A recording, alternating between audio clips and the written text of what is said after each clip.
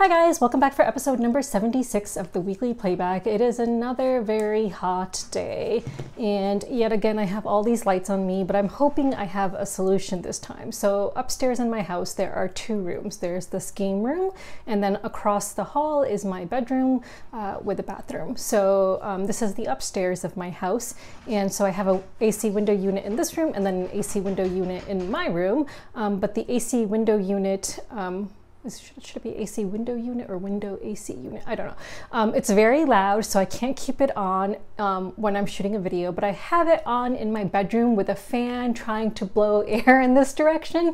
So I hope that will help me a little bit, and I hope it's not too loud. So I've left the AC on in my room, and I'm hoping it will blow cool air in this direction so that I do not melt while shooting this video. But of course, I'm probably going to take breaks, and so you will see breaks in this video because I'm just probably going to be melting. So anyway, I did not play too many games in the last week, but I did play one game which I'm very excited to talk about. So I guess I will get into it. Let's talk about Fromage. So this game is coming out on Kickstarter in September. It is published by Road to Infamy Games, the same publisher as Canvas, which I absolutely loved. This is designed by Matthew O'Malley and Ben Rossett, and it is for 1 to 4 players. This is a simultaneous worker placement game.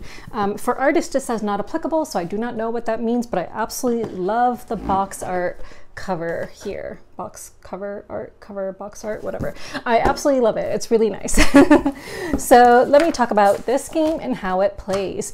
So as I mentioned, it is a simultaneous worker placement game. Now when I played it, I played a 4-player game of it, and I highly recommend when you play this game that you have one player on each side of the table. So if you're playing at a square table or a round table, you want one person at each side of the table, because that is going to make it much easier for all of the players, because you really need to be able to focus on the side of the board that is facing you. When we played at a large table, so 3 of us were on, the sides we were supposed to be, and then I had a player next to me who was supposed to be looking at the other side of the board. So he, on his turns, would always have to stand up and look over, which was very probably uncomfortable for him, and unfortunately, it's just the way it happened. So highly recommend you have a squarish sized table and everyone is sitting on one side of the table. So there are going to be 4 quadrants in this board, this round board, which is going to be rotating. So you will put the board together in basically any orientation you wish. These pieces will just kind of slot together in each other.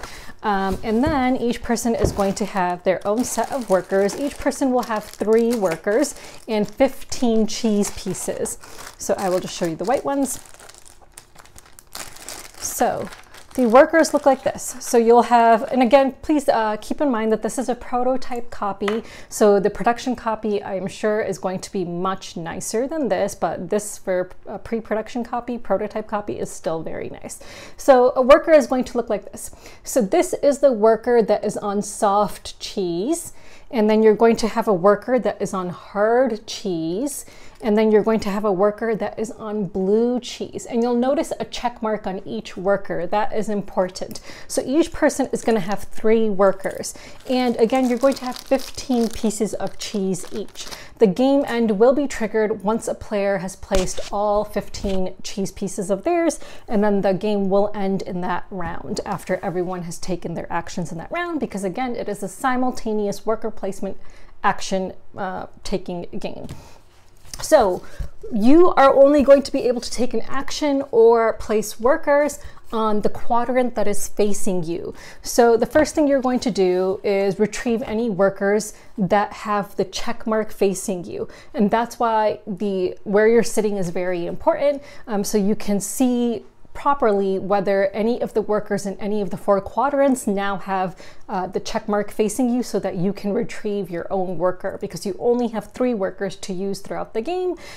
So depending on where you place them on a quadrant and when the board rotates, you may not get that worker back for another 2 rounds. So you are going to take your actions on the quadrant that is facing you. There are 4 quadrants in this board, and there is going to be a tile, like a insert kind of thing placed. Yeah, so this will be on the center. So I'm going to post up a picture so you can get a sense of what it looks like. But for example, you're going to have quadrants that like fit in together like this. Well, not that way, like this. And then you're going to see various spaces with numbers on them. And these will indicate the different types of actions you can take in your respective quadrant. You can only place a worker or cheese in the quadrant that is facing you. This one will indicate that you can take an animal, and I'll get to what animals do. This one means you can take fruit. This one means you can take scaffolding, and this one means you can take a recipe card. You will take the one that the amount that you place your worker on. So if you want 3 scaffoldings, you'll place your worker here. That is more powerful, so it's gonna be the maximum number of round turns before you get this worker back, before it is facing you again, so that you can retrieve that worker to use. So the higher number of things you are getting, resources, the longer it will take for you to get your worker back. The least amount, 1, will indicate that it's just gonna take 1 round for you to get your worker back. So when the board rotates, that worker is then going to be facing you again on the next turn, so you can take it back, which is great.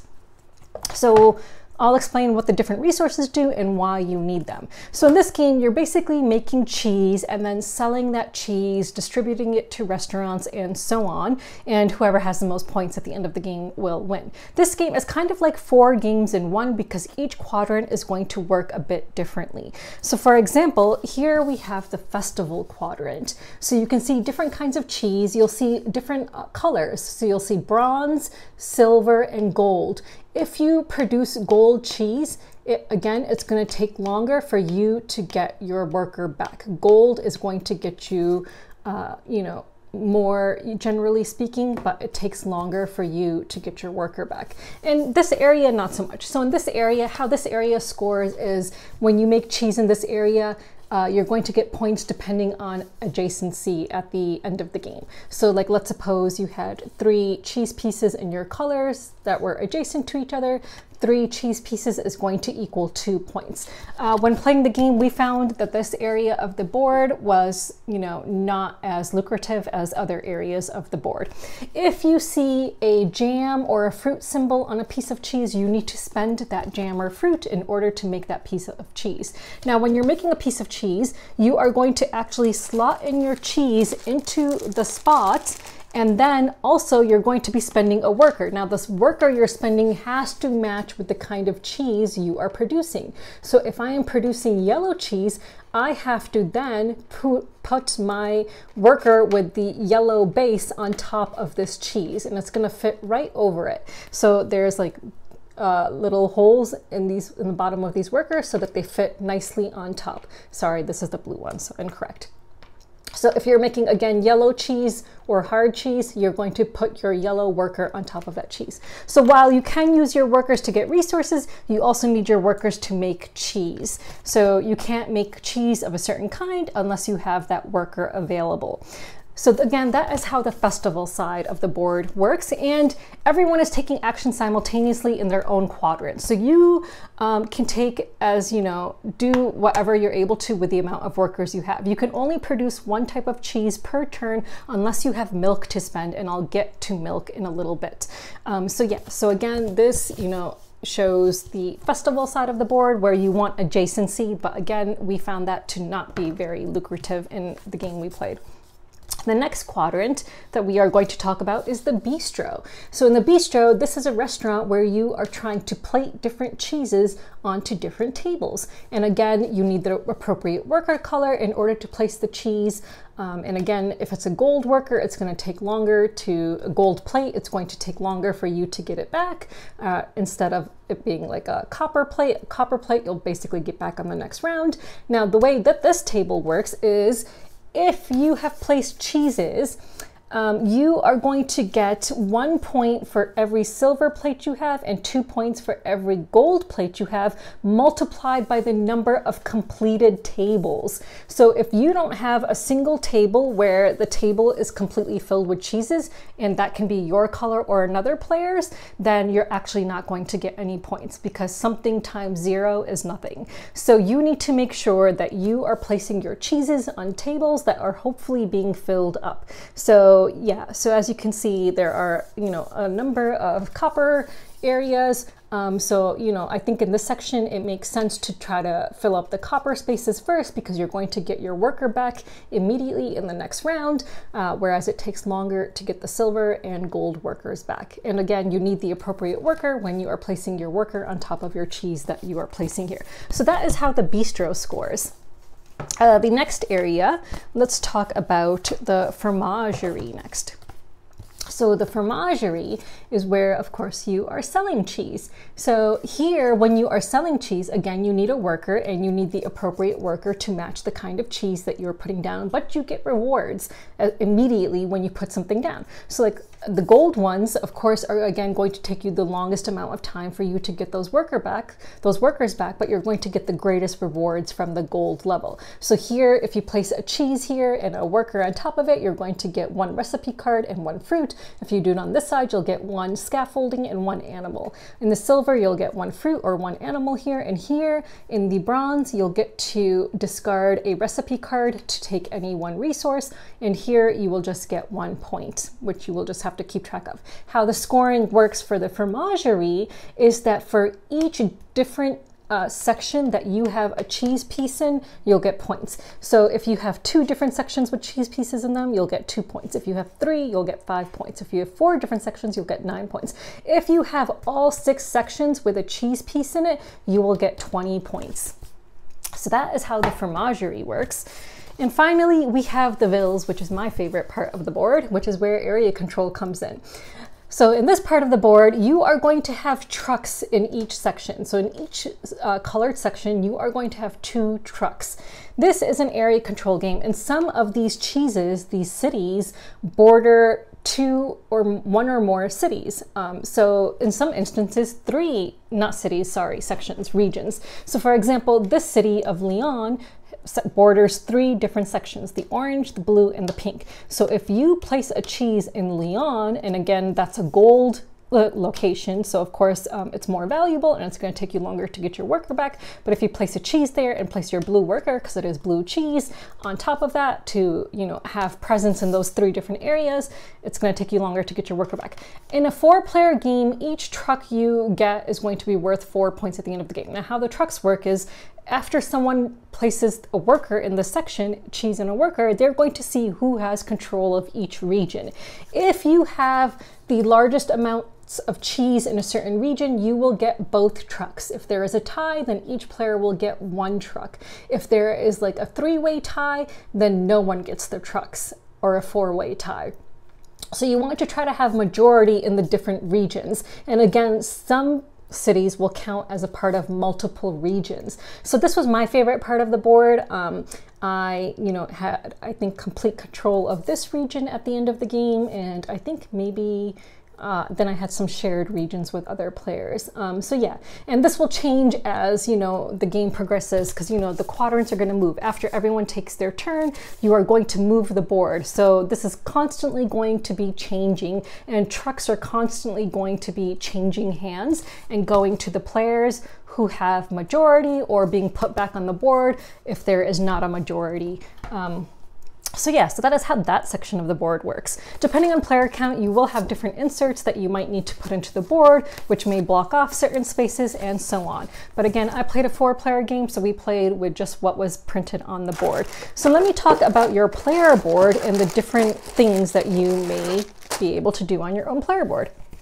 So this is what the standard player board looks like. When you get fruit, you will put it here. And when you spend fruit, if you spend strawberries, you will move the fruit to the strawberry section. If you spend jam, you will move it to the jam section.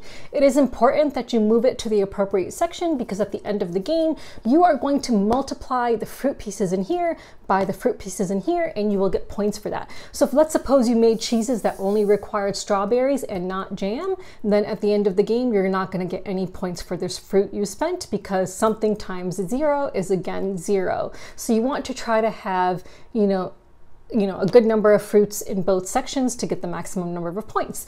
If you get an animal, you are going to place it in these ovals.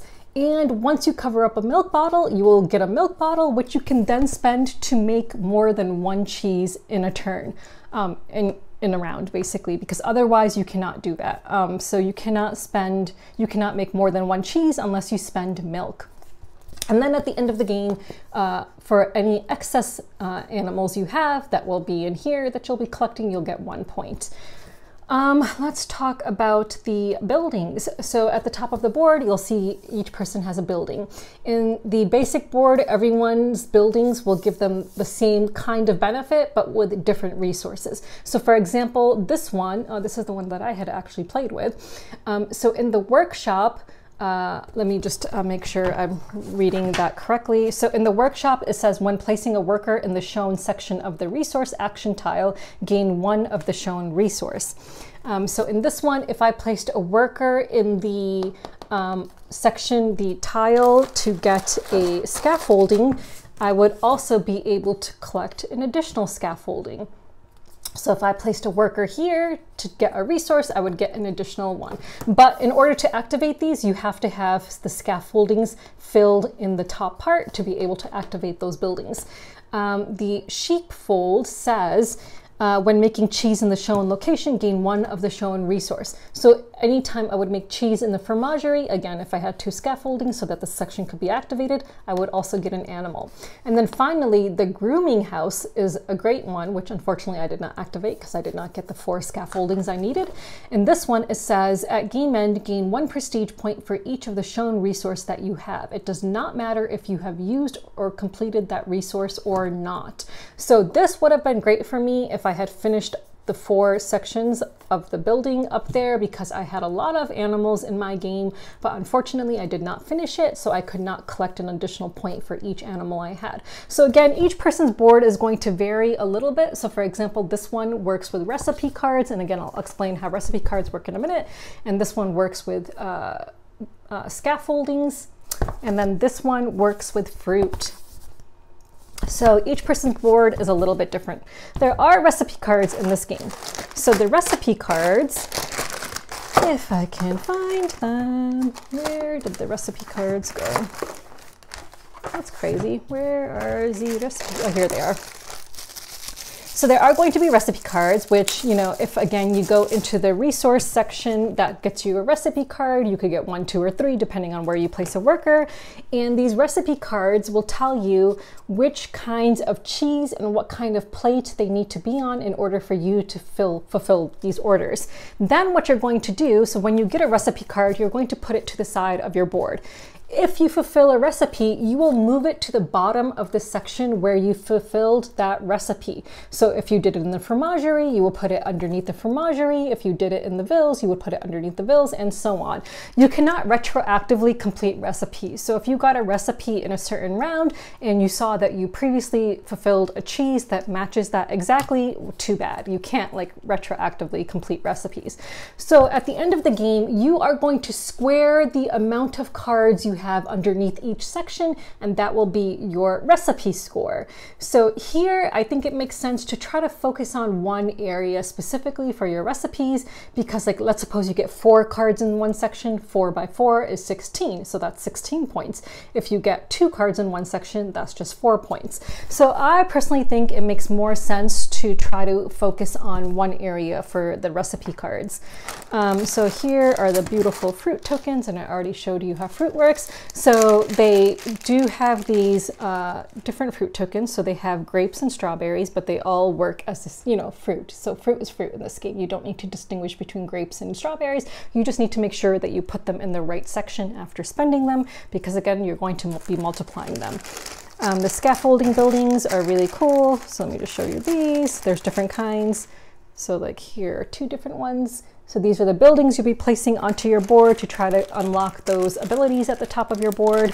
The trucks, there's, you know, different kinds of trucks in different colors. So these are pretty cool. So again, each region of the board is going to have 2 trucks, and these, you know, will go to the player who has majority in those sections. And then you have milk bottles and different animals. I love the animals. So you have 3 different types of animals. You have a cow, a goat, and a sheep, and they are just so freaking adorable. So here is the sheep, here is the goat, and here is the cow.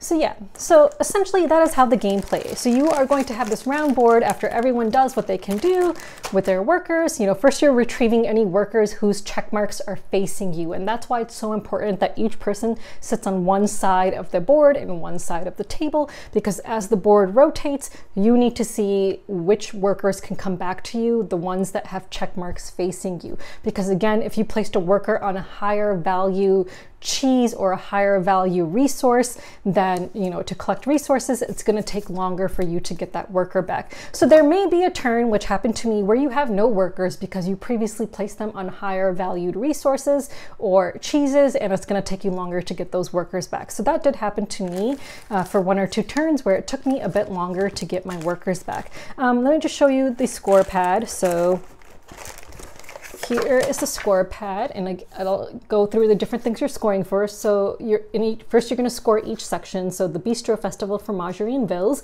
and I already explained to you how those different sections work. And then structures. So at the end of the game, you will get points for structures as well.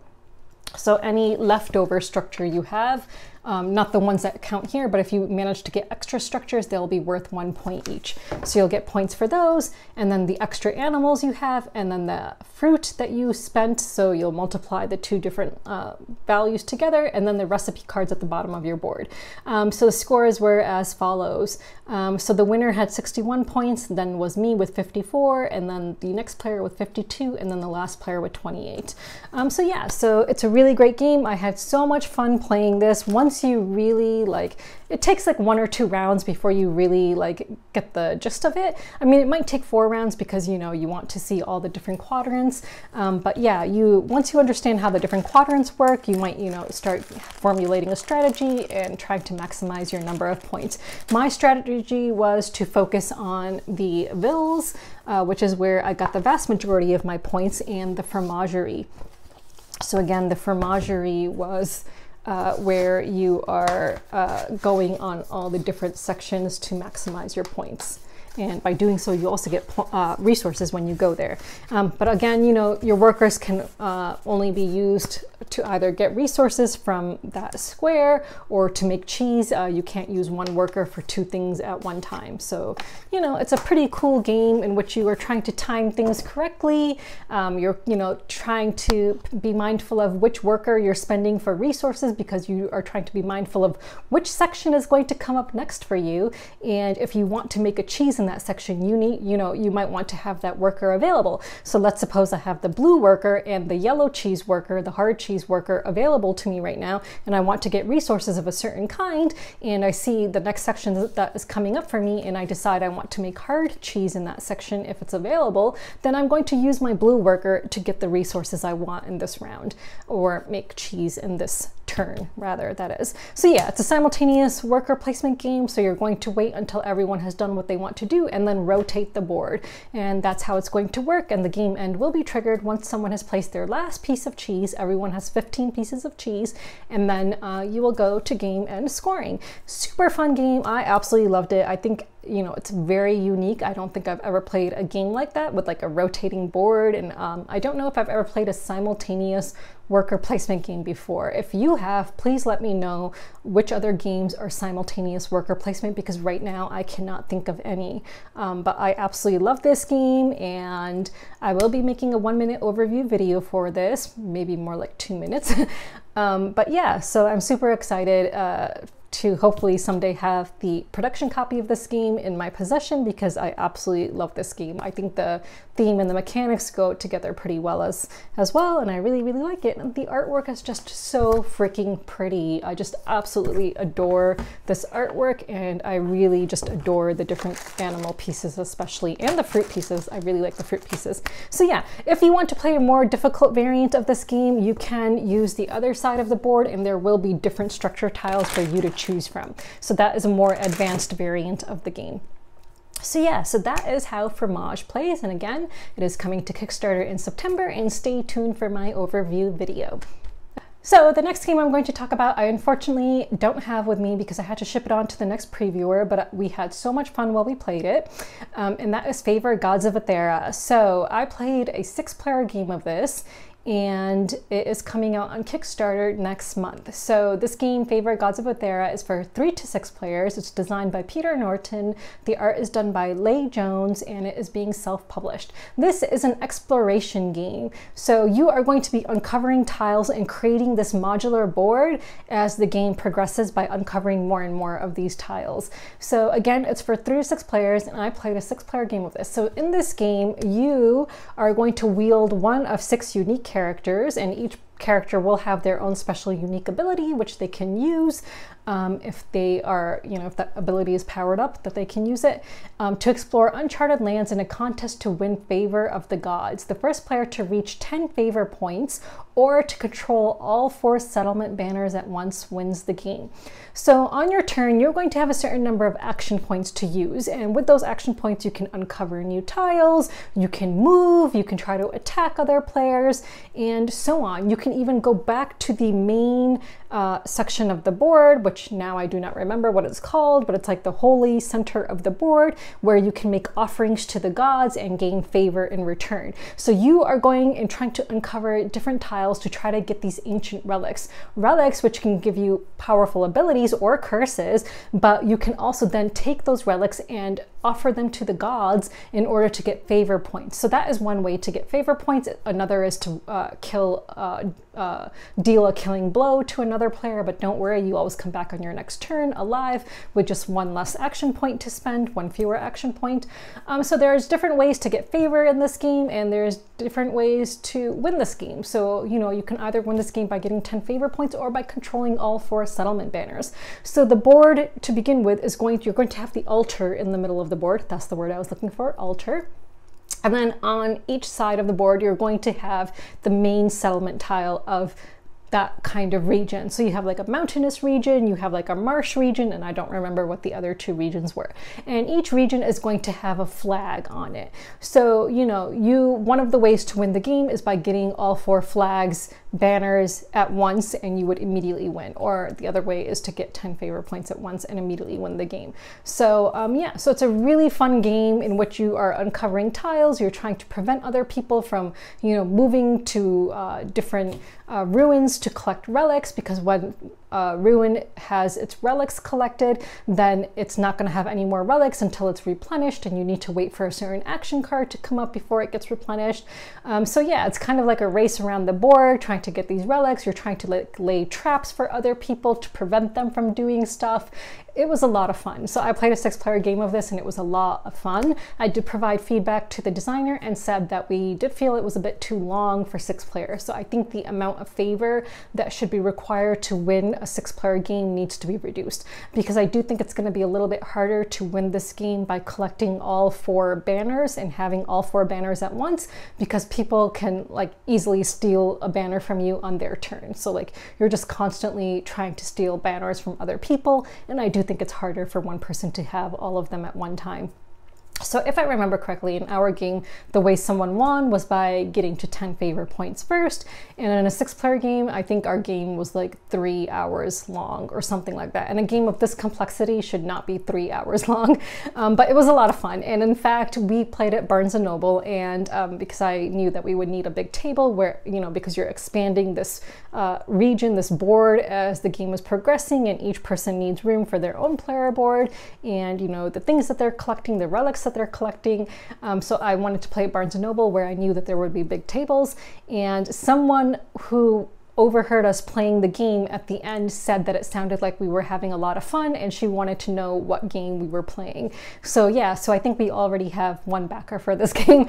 So we told her that it's coming out on Kickstarter in August, so she can keep an eye out for it. But yeah, so, you know, it sounded like we were having a lot of fun to other people too, which we were. So I thought it was a really fun game, and I'm looking forward to hopefully playing it again someday. Again, unfortunately, I don't have my copy to show you, but hopefully I still had pictures on my phone so that I was able to post them up throughout this explanation of the game. And of course, I did make a 1-minute overview video of this, so you can stay tuned for that.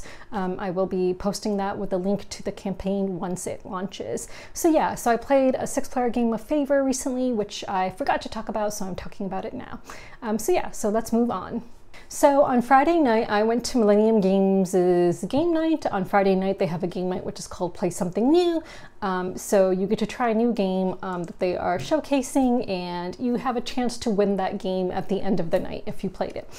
So this past Friday night's game was Ecologies, which came out in 2019. It's for 1 to 6 players, designed by Matt Montrose, and the art is done by Matt Montrose, and the publisher is Montrose Biology. Now, you can tell that this is a game made for educational purposes, geared towards school children. So in this game, you are basically trying to build and maintain food webs in diverse biomes around the world. Each biome has a different ecology and gives unique rewards when it is healthy and balanced. But watch out, your opponents may decide it's easier to disturb and degrade your ecosystems than nurture their own. In this hectic environment, you must choose how best to protect and care for your ecologies. So there are different kinds of cards in this game. There are biome cards, there are producer cards, then there are these different kinds of species cards, and there are degradation cards. So you are trying to create a healthy system in which you have so you have to match up different cards to their type. So you have different types of biomes. There were like there was tundra, there was coniferous, there was desert, and a couple of others, which I don't remember now. And each card is going to have a 3-letter reference to indicate which biome it goes with. So you can only place cards in the appropriate biomes, and you are trying to create a healthy ecosystem. And in the top right, you're going to see a small value, like it can be like 1, it can be 0.25, it can be 0.5. So in a regular game, the first one to get to 12 points wins. So you're going to be adding these small numbers in your biomes, and whoever has completed ecosystems and has 12 points first will win the game. So you're going to have a certain number of cards in your hand to start the game with, and you're going to, on your turn, be able to ask all the other players if they want to trade with you. There's no rules when it comes to trading, so you might give 1 card and get 3 in return, or vice versa. You know, there's absolutely no rules to trading. You're just trying to create your own healthy ecosystems, but there are these other kinds of factor cards which people can play, which can destroy ecosystems, and so on. We played a shortened version of this game in which the winner had to have 6 points in order to win. I think the consensus was, and we played a 1, 2, 3, 4, we played a 6-player game of this, yes. And I think the consensus was that it just was not fun as a competitive game. I can totally see the value of this game for educational purposes. I think it is absolutely wonderful for educational purposes, because when you're creating your ecologies, you have your biome card first, and then the producer card, like the different kinds of vegetation or whatever, and then you're going to have the different animals that eat each other in order. So you have to have the animal that eats the vegetation, and then the animal that eats that animal, and then another animal that eats that animal, and then a degradation card, and your ecology, your ecosystem is complete then, and you are trying to get to 12 points. And again, they have small numbers in the corner which indicate their point values. As a competitive game, it just wasn't fun, because again, there's no rules to trading. You're just trying to create your ecosystem, and that's it really. There's like nothing, you know, more competitive or fun about it. It's, you know, it was just okay. So I think for competitive gamers, it's just an okay game. I would highly recommend it if you have little kids and you want to teach them about biology and maybe even math, because you have those small numbers in the corner. So, you know, they'll have to learn how to add like 0.25 to plus 0.5 and so on. So yeah, for little kids, I think it's a great game. Yeah, and an educational game for gamers like us, probably not so much. So I'm glad I played it, because I remember seeing it in Millennium Games a few times, and it came out with this, they came out with this really nice big box to store all the different Ecologies like expansions and cards in it, and the box is beautiful, and the box itself got me really intrigued and wanted me to, you know, learn what this game is about. But now that I've played it, I'm glad I've played it and that I did not just go ahead and buy this game, because yeah, it would not have stayed in my collection.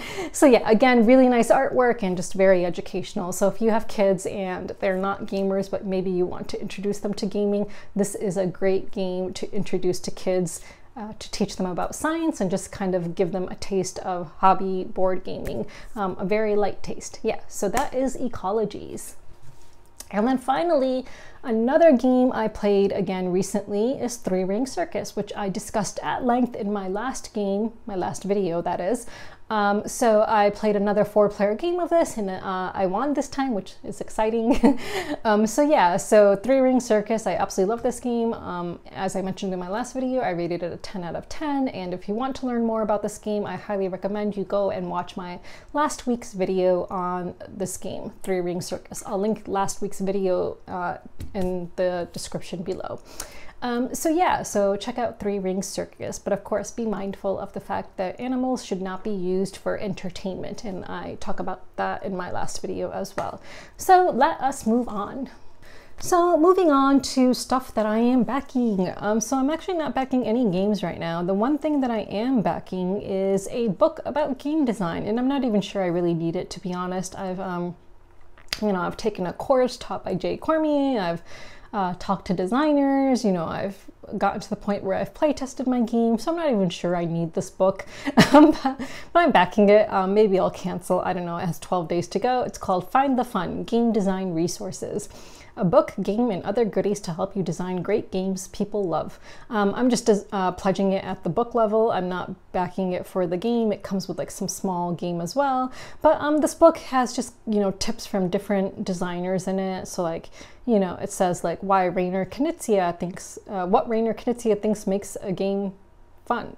What Rainer Knizia thinks makes a game fun. Just a weird sentence kind of. How Matt Leacock makes the game design process fun, and so on. So there, you know, there's different designers and stuff and have different kinds of contributions to this book. So yeah, so maybe it'll be valuable. You can even see the chapters and what they will be discussing in this book. So yeah, so I'm backing that just for the book, not the game. And I'm currently not backing anything else. So nothing else, no other games. So yeah, so moving on. So let's move on to games that I have received and or bought. So I will finally go over the rest of my UKGE haul. Okay, so one of the games I picked up at UKGE is Kuzooka, designed by Leo Colovini, and he is the designer of Fae, which I really enjoyed. This is published by Pegasus Spiel, and it is for 2 to 6 players. So this is a review copy that I received at UKGE from Pegasus Spiel. This caught my eye on the preview night for media. So at the media event, I got a little like preview of this game, and it caught my eye because, you know, it has different animal meeples and stuff in it. So it's the board is cute. It's a cooperative game, I believe. I would like to play it sometime soon. But here, let me just show you the board. So here's one side, and then here is another side. So I think that this side is for more players because it has way more spaces. Yeah. I don't know if player count is listed in the corners or anything. It's probably mentioned in the rule book. There's a bunch of different cards. So.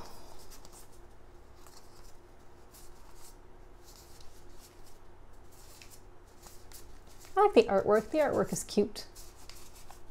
Cute artwork.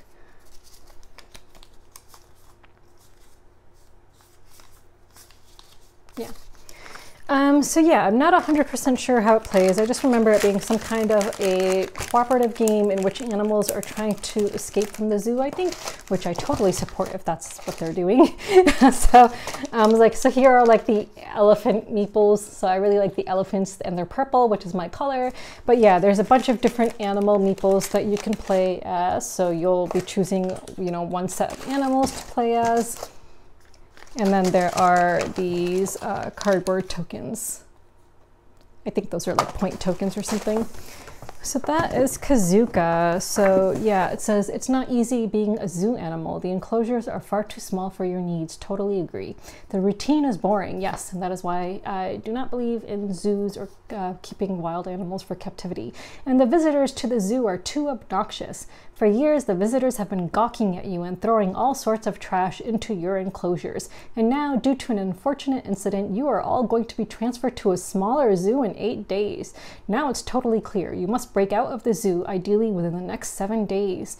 There are multiple ways to escape, and on closer inspection, the visitors' trash seems to provide the most helpful possibilities. If you can collect enough trash, you could put one of your escape plans into action. However, the zookeepers clean your enclosures at the beginning of each day and remove all the trash that has been thrown in.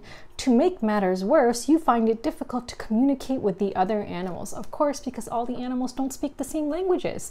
The monkey screeches excitedly and the elephant trumpets loudly. But what are they trying to tell you? What trash can they contribute to the escape plan? Which escape plan is the most promising? You must find a way to communicate. It's high time to break out of the zoo. Okay, totally love the theme of this game. I'm so excited. Okay, so yeah, that is really awesome. Animals escaping from a zoo. Love it, love it, love it, love it.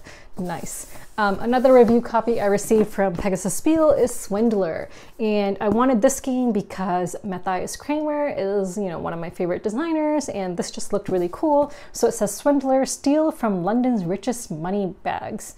Use the loot to fulfill lucrative orders or sell it to the dealers to get victory points and other bonuses. But don't get too greedy. You might end up getting caught or have the other swindlers sending their accomplices to slow you down. You need some luck and a thick skin to rise to the occasion. So yes, so a game by Matthias Kramer that takes place in London. Absolutely love it. Look at the inside of the box. Oh, that is so cool. I absolutely love that. It comes with these really nice like velvety bags. And inside each bag, there are the different loot that match that color. So yeah, so I already sorted this out. So like the blue loot is in here, there's yellow, there's green, red. And like here is an example of a player board. So let me just show you. So each person will get a player board. And it looks like, maybe they are the same. I thought that actually it looks like on one side maybe there's a girl and on the other side there's a boy, so I think maybe you can choose which one you want, and then it comes with some tokens. So yeah, it looks like that for each character you can choose to be the man or the woman. Like, so here is the man and here is the woman. I like what they're wearing, so I might choose to be this one if and when I get to play. So yeah, so there's different characters. Let me just show you all of them. So these are 2. Here's another one. One more. And then there are some different kinds of tiles, some more loot tokens, and just various kinds of tokens like money and stuff, and different kinds of cards.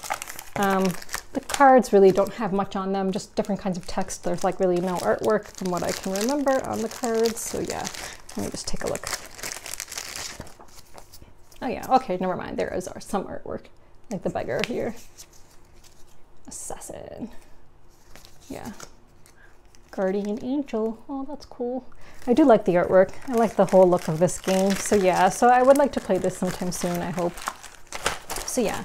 So that is another review copy I received at UKGE. And then the last game I received from Pegasus Spiel at UKGE is Black Hole Buccaneers, designed by Peter Langjaermuller.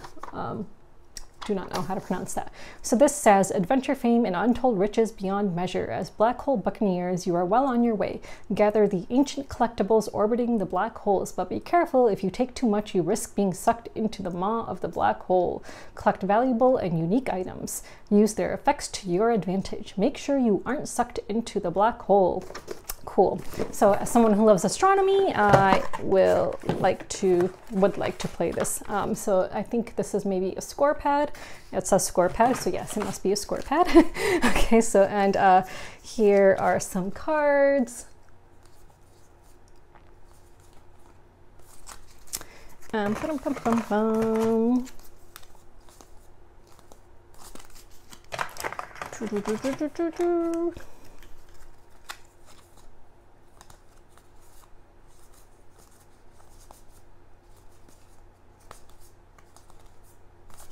Coolio.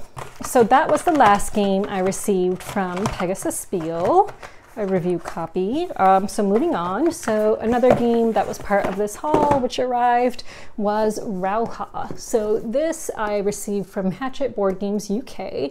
So this is a review copy that I picked up. So Rauha is designed by Johannes Gupi. Oh, I like that name, Gupi.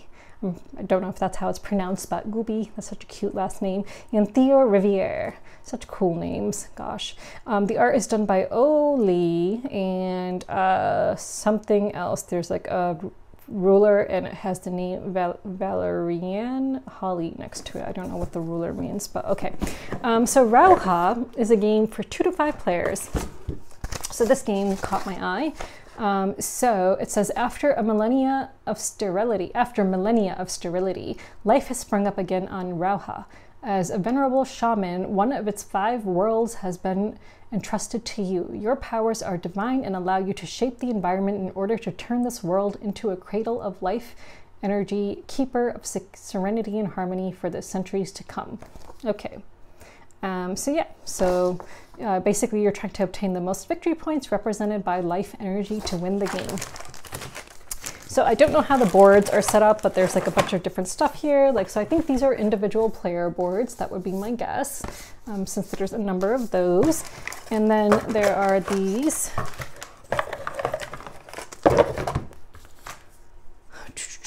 And I'm guessing you put these, maybe you put this in the center of that. I'm guessing. And then there are these things. There's a number of these. Again, I don't know how it plays yet, but we will find out. And then there are these tiles.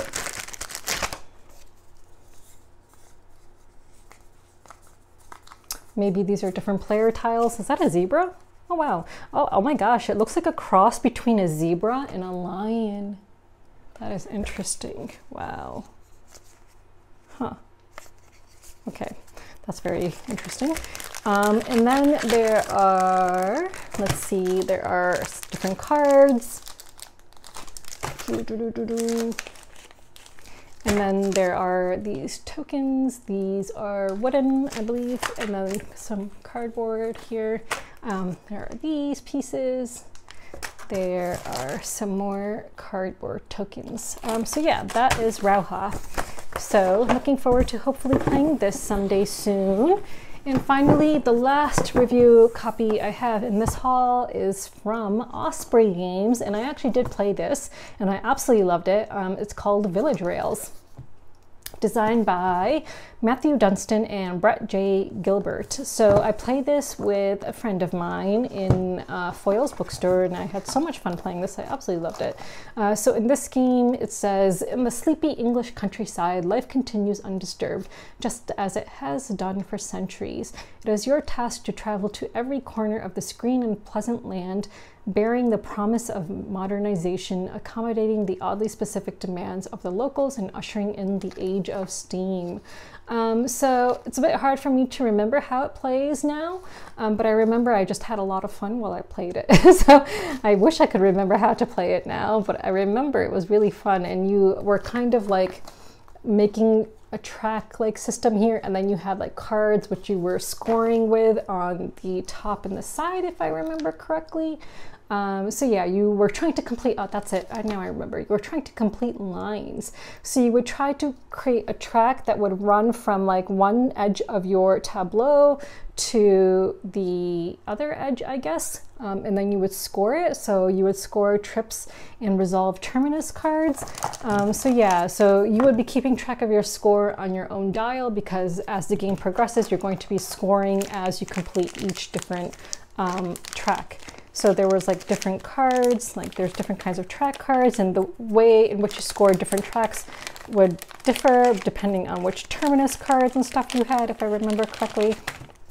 So for example, like different cards would be able to connect in different ways and have different like scoring things on them, like different symbols or animals and stuff like that. And then there were terminus cards that you would be getting that would actually get you the points. So like, for example, this one says number of that symbol on the line, and that would determine how many points you get for that. So different kinds of scoring cards and different kinds of track cards. So yeah, and you're just trying to put the tracks into your own tableau in the most prosperous way possible. So yeah, so I remember that it was a lot of fun trying to, you know, get the right tracks that you need in order to hopefully score the most points. I really enjoyed this game a lot. So I'm hoping I'll get to play it again soon. It's, you know, this, here are some money tokens, because you would spend money in order to get certain track cards. And then these are the pieces that make your border. So yeah. I just remember that this is one of the games I got from UKGE, and another train game I got from UKGE was also a small box train game, Village Isle of Trains, I think it was called. Yes, Isle of Trains from Dronda Games, and that was also a lot of fun. So 2 small box train games, which are a lot of fun, that I managed to pick up from UKGE. So again, this was a review copy from Osprey Games, and absolutely loved it. So moving on, so I think that those are the only games that I have review copies of to show you. And then I received a Kickstarter of mine recently. So let me just move some stuff out of the way so I can show that to you. I actually have not opened the box. I've simply taken off the shrink wrap. So I will be opening this up for the first time right now. So let's see. So I backed this game on Kickstarter, and I think I backed the deluxe edition because this is huge. It's called Ice, and it is designed by Hugo Freyer-Muth and Samson Perret. The art is done by Leonard Dupont, and there's another name, which I don't know what they did. It's for 1 to 5 players. Maybe they did the solo mode, who knows. So yeah, so the box is absolutely beautiful. Let me just take off the cover and show you the artwork up close. But yeah, look at how beautiful that is. Oh, the artwork is just really beautiful. So what do we have? Kickstarter, no, Kickstarter versions. Okay, so there's some kind of a booklet, and this looks like the rule book. Matte Materials Collector Box. Okay, wow, there is a lot of stuff in here. Holy crap. Okay, wow. Okay, this board is like multiple layers thick, and I guess you are putting it together with other boards. Like, wow. Yeah, that is really cool and just really beautiful. I think I will just leave this here for now because, you know, I guess you get the gist of it. So, and it comes with like this foam thing to like put inside. Okay, so let's take out some other stuff. How does this go back in? Wow, okay. So, oh, okay, so there are a bunch of different meeples. This game does look stunning.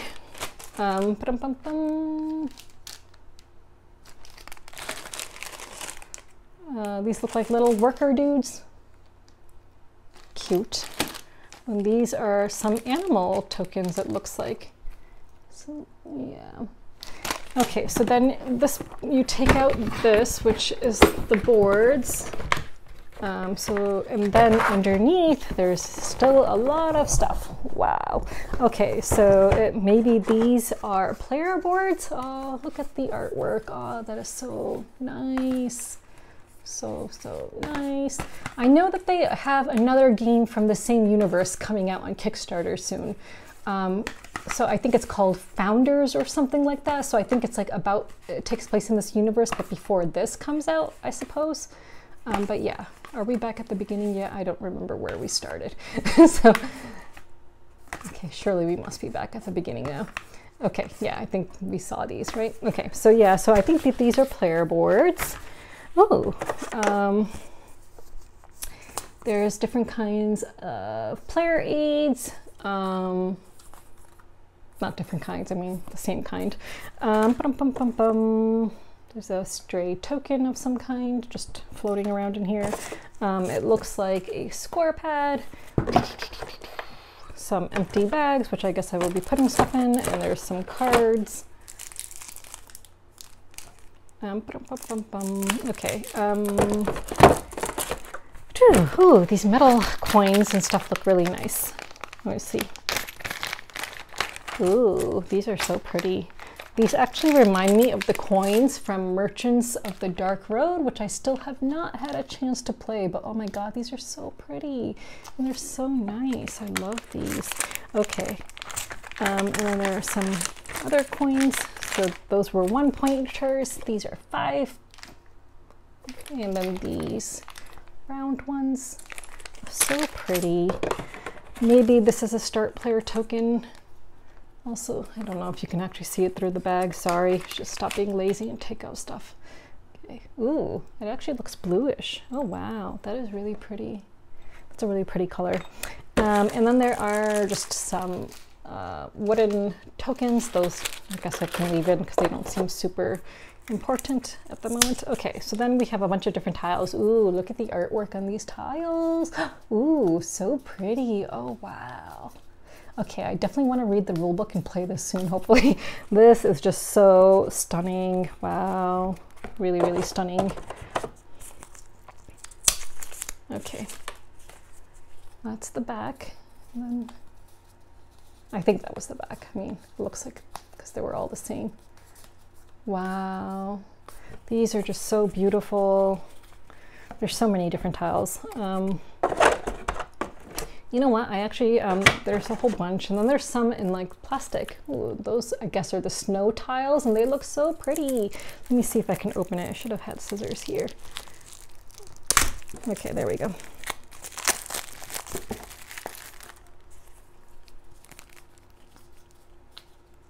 Ooh,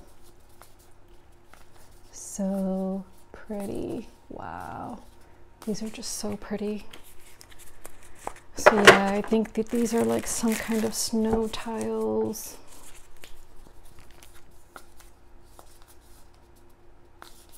Just really gorgeous artwork. Okay, ooh, okay. Oh yeah, they must be snow tiles because there's snow on the back. I don't know if that's like part of some expansion or if it just comes with the Kickstarter edition only. But God, knowing that I'm a completionist, without having even played this game, I feel like I'm gonna have to back the prequel or sequel or whatever the hell it is. So yeah, there goes my money, which I do not even have. So yeah. Okay, my hands are not big enough to show all of those. Okay.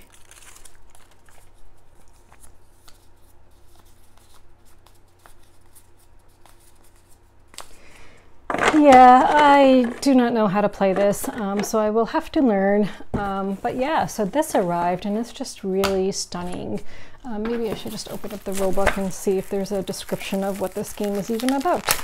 Because I do not remember anything about it. So, ooh, yeah. So it says Expedition Booklet. Oh gosh, is it a campaign game? I don't know. It says, snow as far as the eye can see. In this frozen universe swept by strong winds, a city endures. Every year during the sun season, the guilds of the city organize expeditions. Their destination, the Valley of the Elders, where vestiges of an ancient civilization might be buried.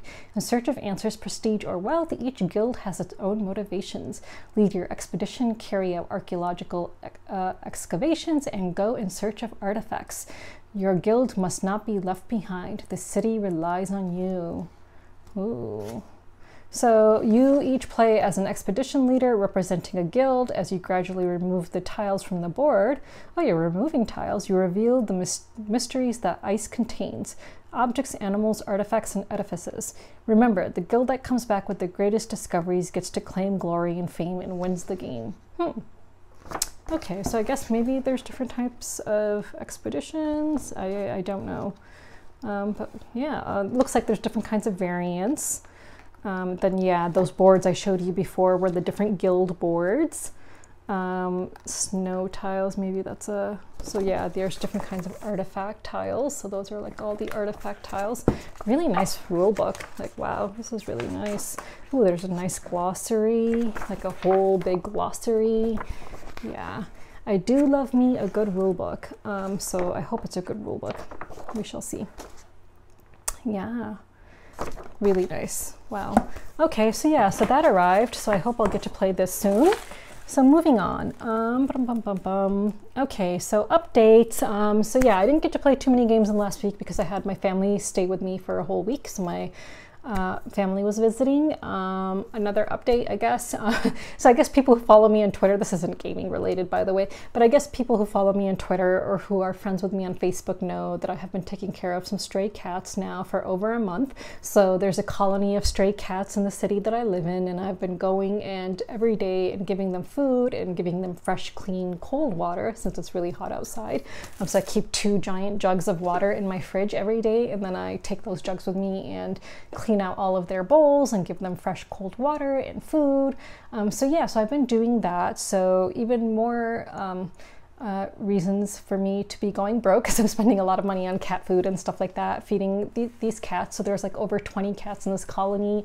And I was talking to someone mentioning how I started taking care of this colony of stray cats, and then someone was like, oh, you mean the colony here and here, or like, you know, they mentioned a location. I was like, no, not there. Like, you know, then I mentioned the location of where I'm taking care of them, and they're like, oh, well, there's another colony of stray cats located in this location. And now I feel compelled to go there and make sure that they have proper bowls and stuff, because when I found out about this colony of stray cats, they didn't have proper bowls. Like the bowls that people had been using to give them food and water were like basically like containers that, like to-go containers for food. So it's like people had containers in their car that they just maybe rinsed out and just put some food or water in. So I went and bought them like stainless steel bowls and proper like bowls and stuff for their food and water. So I might go check out the other colony of stray cats and see if they have proper dishes and stuff too, and hopefully that they are being taken care of as well. The shelters are overrun. So yeah, so the reason I'm mentioning this is because, like, you know, I'm already broke, but now I'm spending money, a lot of money on cat food. So I've been buying really big giant bags of cat food.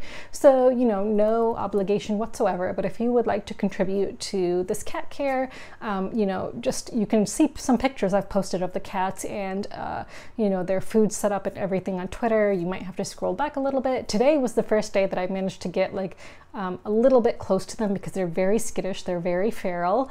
So usually they run away as soon as they see me, but today I managed to snap a photo. The reason I was able to snap a photo though was because I kind of put my phone around the corner so that they couldn't actually see me, and then just like clicked it to hopefully capture them, and I did. So I managed to get 2 little cats in the picture, but they're very skittish, they're like feral, so they are very afraid of humans, and I've been told that the shelters won't rescue them because there's a lot of elderly cats, and you know, they just seem fine where they are, and they've built like little shelters for them to stay hopefully safe from the elements in the winter. I would like to build them some more shelters because there's a lot of cats, but I feel like not enough shelters for them.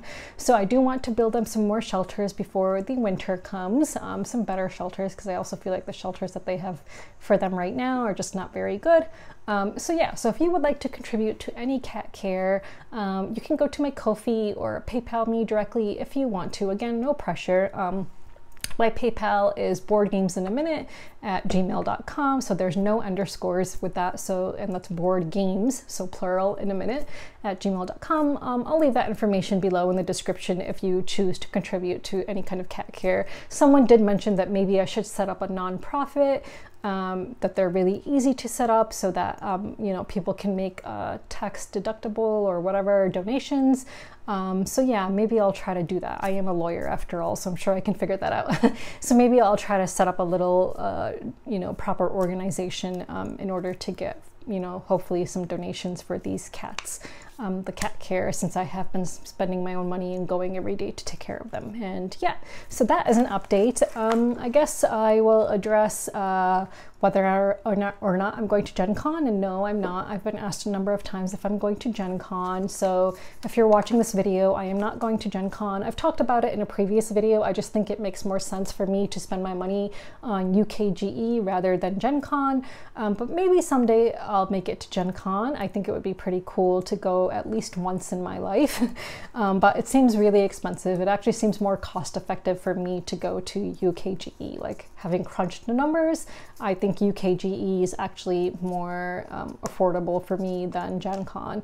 GenCon is very expensive, and unless you book your accommodations really far in advance, you're just basically going to be spending hundreds of dollars a night on accommodations, and it's supposed to be really crowded, and it's, you know, for me, like a content creator, I don't know if I would even be able to like really meet with publishers, because it is the largest convention in the USA. So I don't know like how it works for content creation as well. So, you know, as a content creator, I go to PAX Unplugged anyway, and I'm able to meet with some publishers there. But mostly I just communicate via email and stuff with publishers. So yeah, I don't know if it's worth it for me to go to GenCon. It's certainly not happening this year. I got approved for my media badge way too late, and by the time I looked up accommodations and all of that, they were just so expensive. I'm just like, yeah, not happening. And then I guess Level Up Retreat happened recently, and I had been asked a number of times if I was going to that, and that seemed like a very kind of like small kind of get together, and it seemed like the content creators who were going were invited to go, and I was not invited, so I didn't feel welcome anyway. So I wasn't about to show up at a convention in which I wasn't asked as a content creator to come to, whereas many content creators were asked. So I just didn't feel invited or welcome there, rather. So I wasn't planning on going to Level Up Retreat, though I did live in Connecticut for 3 years. That's where I went to law school. So yeah, so that didn't happen, and yeah, I don't know. So yeah, FlagCon is, you know, moving along. So as I've mentioned before, I am on the organization committee of a convention that is coming to Ithaca for the first time in November, the first weekend of November, FlagCon. So please, if you haven't already, follow us on Instagram. It would be greatly appreciated. Even if you're not attending the convention, it would just really be great to just, you know, boost our numbers and hopefully get us some more visibility. It is going to be a local convention focused heavily on just gaming. So yeah, just playing board games, and there will be sections dedicated to RPGs and Magic the Gathering as well, but the majority of the convention will be dedicated to board gaming, and we're working on expanding our library, so we're updating things as, you know, things go along. So yeah, so that is definitely happening. Like I said, you know, in videos past, we've already booked the space. Tickets have gone on sale, or they will go on sale, I think. So if you book for all 3 days right now, or whenever tickets go on sale, it'll be cheaper, and then the price will increase a little bit as it gets closer to the convention. But even closer to the convention, the tickets are really cheap, like compared to other conventions. I mean, we're talking around $20–30 here, like not much at all. So yeah, and Ithaca is absolutely beautiful. It's a really great city. It's not like a big city, so, you know, don't think Indianapolis or something like that. It's a small city, but with so much to offer. Fun fact, Ithaca actually has more restaurants per capita than New York City. So yeah, so there's a lot of great food options. There's a lot of beautiful nature, and this will be in the first weekend of November, which is going to be autumn, and it will just be really gorgeous. And it'll actually be gorgeous as well. So there you'll see like people wearing shirts or even bumper stickers that say Ithaca is gorgeous, because there are a lot of gorges and waterfalls in Ithaca. So yeah, just a pun, Ithaca is gorgeous, but it actually is very gorgeous as well. So yeah, so if you've ever wanted to see the Finger Lakes region of New York, this is your chance, and you can also get in some gaming.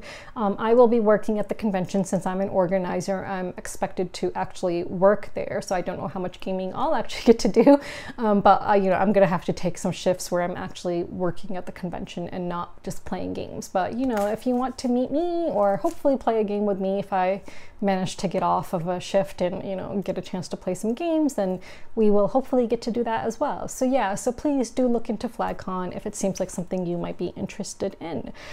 So moving on, so this question is based off of, you know, having recently played Fromage. I want to know, what is your favorite food themed game? I am not sure that I've played a lot, actually. So the only other food themed games that are coming to mind are Chocolate Factory, in which you are producing chocolate. That's an Alley Cats game.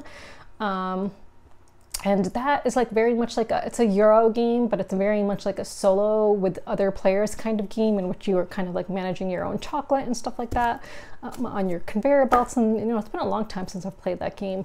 Maybe someday I should actually show you guys the game, because I organized it really well. Like, I bought these containers to hold all the different components, and the way I fit it all into the box, it worked really well. It's just really, really nice.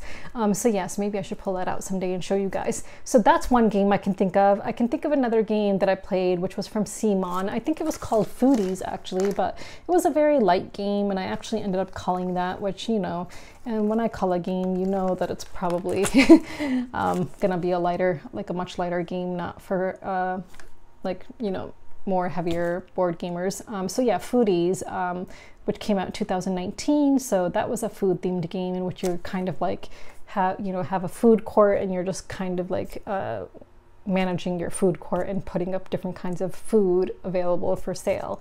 I cannot think of any other food themed games. There's Truffle Shuffle, but I haven't played that yet. There's a game that came out recently, I guess, called Dim Sum, which I haven't played. I'm sure there's a ton of food themed games, but I just cannot think of any that I've played right now. Yeah, so let me know what your favorite food themed game is. And a bonus question, so having just talked about FlagCon, let me know what would entice you to come to a local gaming convention like FlagCon. I know that the big conventions have a lot to offer in terms of like competitions and panels and, you know, different kinds of board gaming celebrities who might be there, publishers who are there, exhibitors, but for a small convention like FlagCon, just let me know what would entice you to want to come to a local gaming convention like that, so that maybe we can take some of your ideas on board. And I guess that is it. So until next week, bye.